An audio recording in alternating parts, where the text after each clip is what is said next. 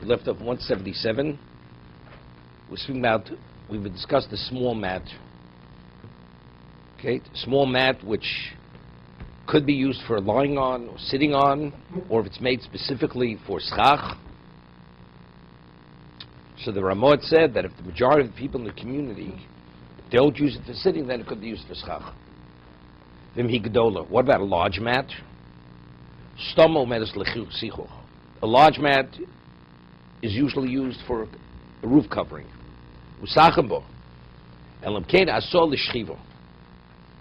Unless it was made for lying on. That's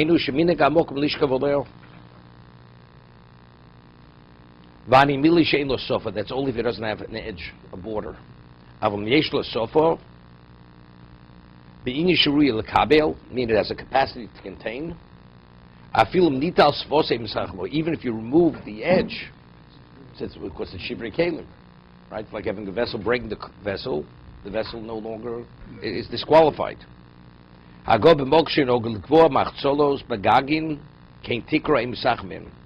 he says, but if they use these kinds of mats as regular roof covering in a roof, then you should not use it. Why? Because it said that's Gezeres Tikra. Right? We don't want to confuse a person who says, what do I have to go in the sukkah? I might as well stay in my house. It's the same type of material used as a roof covering. We'll see in Mishna Berura.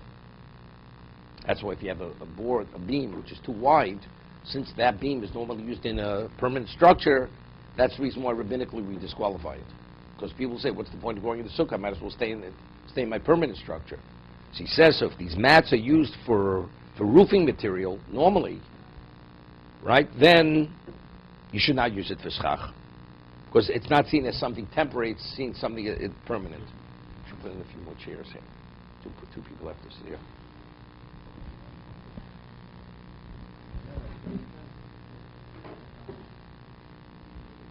Okay, let's see the Mishna Berura.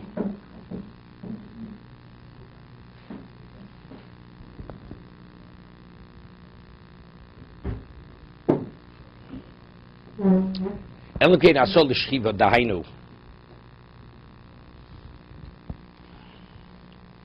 Ein rotza loba lafugim hoya minag l'sichuch oz gam achshov didei shechoshev l'shchiva lo mahani midi muto l'sachik. Right? He doesn't mean to say the Ramah seems to be a little ambiguous. It says you could use the large mat for schach unless you intended to use it for lying on. So he says with the minhag of the mokom, the location, they make mats for lying on. It's irrelevant. If a person specifically has in mind he's making the mat, everybody uses the mats for schach. And you have this mat made and your intention is to use it to lie on. It's already, it doesn't qualify. Because factually it's something which is Mekabel Tumah. Right? See, that's what he says.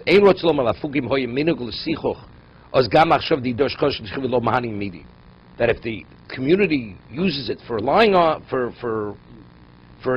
schach, then it doesn't make a difference what you have in mind. He says it's incorrect. The moment you, regardless, every person in the community uses it for the schach material. This one person has his mat made for lying on. That mat cannot be used for schach under any circumstance. Doesn't mean to say it has to be made intentionally for lying on. Let's say nobody has anything in mind, but factually the mats that are manufactured, the majority of the mats are sold for large mats, are sold for lying on. You're talking about the non-Jewish population. Whoever the manufacturer is.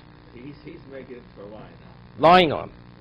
And he sells it for that. Right. And he sells it for that. Now the person wants to take one of those mats and use it for schach. Can't use it. But in the Jewish community, they're all using it for schach. No one uses it. It's irrelevant. If the manufacturer had in mind, if the clientele, the majority of the clientele he has in mind is for, let's say a person goes and he makes mats for lying on.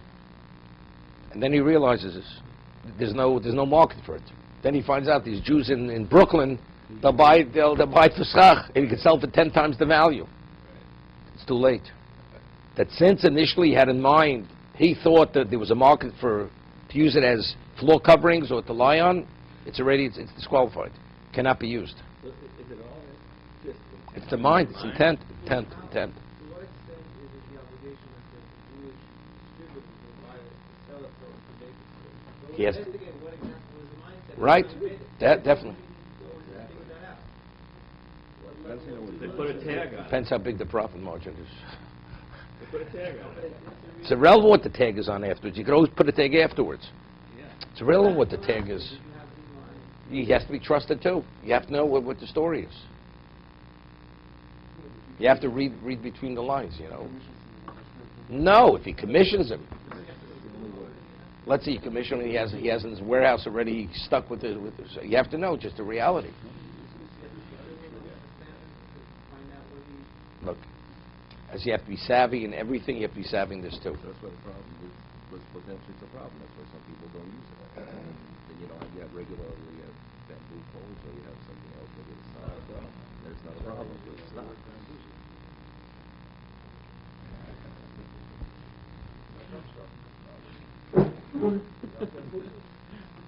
I don't think so. It must be a good coffee. I'm not sure.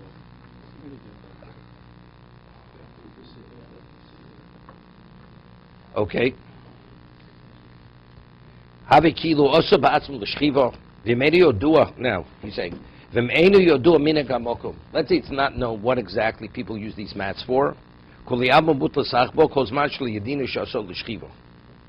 V'dadim komis halolo kol machzel sasui l'shchiva. Yeah. The Chovot HaLevavos says factually in these locations, these locales, the large mats are made for lying on. That's fact. He says. We had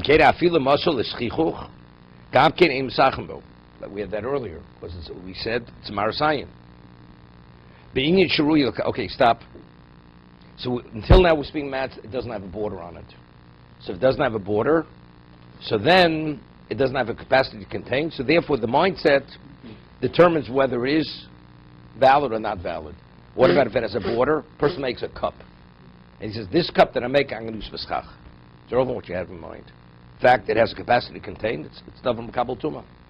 Therefore, it's containable. It contains, right?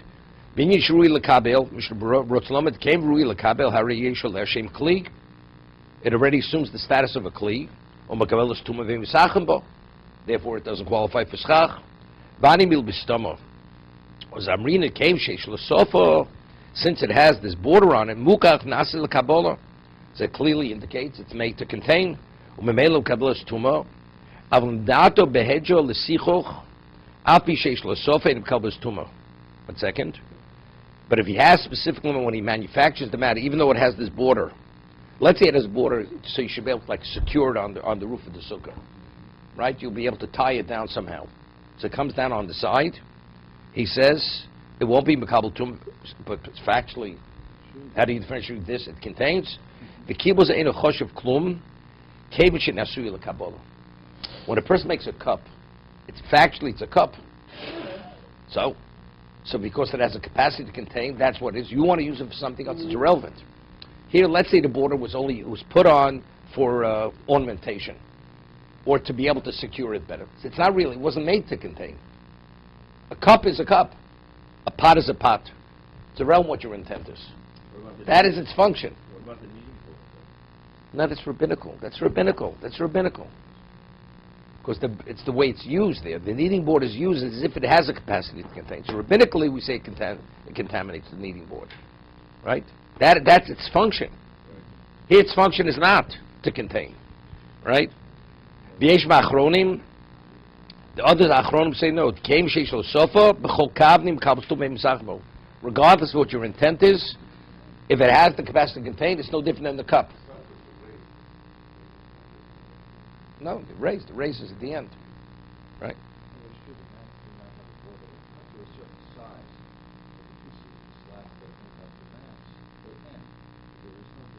Right, sure.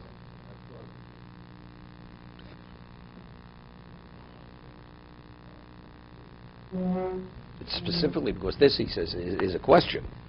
So they're not going to get involved in a question. It's enough of a question. If you get a floor mat, you get a floor mat.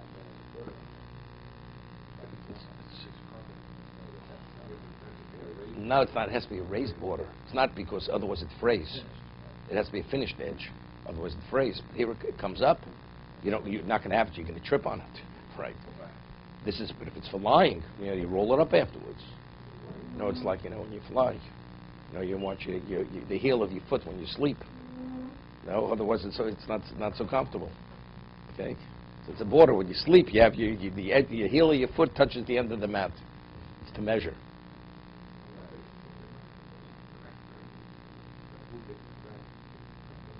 No, just the opposite. When it cracks, that's when it leaks. Some people intentionally crack it. They break it. So it should not contain.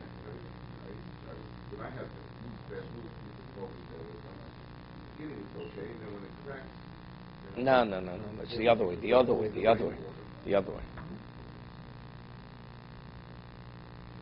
He says, if it was made initially with the border, he says, afilim not nitel svosa. Even afterwards, subsequently, he removes the border, it's not valid. Why? Because since dumya kol shivrei kelim, it's no different than a vessel is a vessel and you break the vessel. Right? So out of order, you remove the border. Sheim sachen behem b'drabonach chanal b'siv beis. 1 second. Amos Sachli says if they use these mats as roofing material, then it should not be used in the sukkah. Ratzloma afil nasl sich shem mekabel tuma gzeira shem yeshiv tachs tikras habayis osim mechlutzos. This is similar. We're going to see later. Why can't you use a beam which is too wide? Because since those beams are used in houses, a person will say, "Well, why bother myself with the sukkah? I might as well sit in my house." So if this roofing is used as roofing material in a part of a permanent structure, you should not use it for the same reason. There it's not for the sake of shade. El l'shem dira. It's there for what? That's part of, you live there. It has to be a certain width to not be valid. Let's go a little further. We didn't get to, that nobody uses 2x4 as schach. Not a schach. To support the schach. You can, though. No. There it's Xeris Tikra. That's Xeris Tikra. No, it's not. It's not what people don't need on that. It has to be a board that you need on. That has to be its function. Okay, Zion. A schach. Person makes many 2x4s. To hold the schach. No, we'll see later. Rabbinically it's also.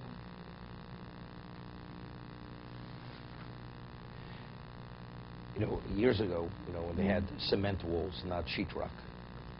So how did the cement hold? Right? They had no. They had little slats. They had thin slats, and they put it in the wall, and that would hold it together. So years ago, they used to use those slats for schach. You go to the lumberyard, you buy those slats, very thin slats of wood. But because it was used as building material, there were all kinds of questions whether you could use it as schach, because there was used as building material. No, it was valid. First, it wasn't used as roofing material. It wasn't used as roofing material. It was for the wall. Okay. Yesh l'stapik imuta laniach sulam al gag kedei l'sachich al gabov. Person wants a ladder, just use it as a support, and you're going to put the schach on top of the ladder. Take a ladder, put it across the top of the walls of the sukkah, and then you're going to use that, and then you're going to put bamboo poles going the other direction. And that'll support the schach. It is. It's never makabel tumah. That's the problem. We'll see. It's made of wood. Why not? It's a kli. It's a function. We're not talking about kashrus. It's not you're not going to stir a pot with the ladder. Right? You're mixing kashrus with this. If you see a ladder in the restaurant, beware. You get questioned hechsher. Okay. Yesh l'stapik imuta laniach sulam al gabi schach al agag k'dei l'sach al gabov. Hagov lochein in l'sachich olov Therefore, you should not use it as the support for the schach. Va'afilo nich ala schach, lachzik also. You want to put you're concerned that the bamboo may blow away or the schach may blow. So you want to put a ladder just to weigh it down. So what you're using to weigh down is what? Something which is mekabel tuma. Well, did kol kli mekabel tuma. Go sapso, v'kisei, a chair, bench, mekabel tumas medras. Also, a person's tummy sits on it. Right, it's the difference between a kneading board and a chair. Right, although it doesn't have sides to it. But if a person is a zav, a person has the basis, the source of the contamination, because he has a flow from his body, what he sits on assumes the identical status as himself. Right? So even though it doesn't have a capacity to contain in terms of walls to it.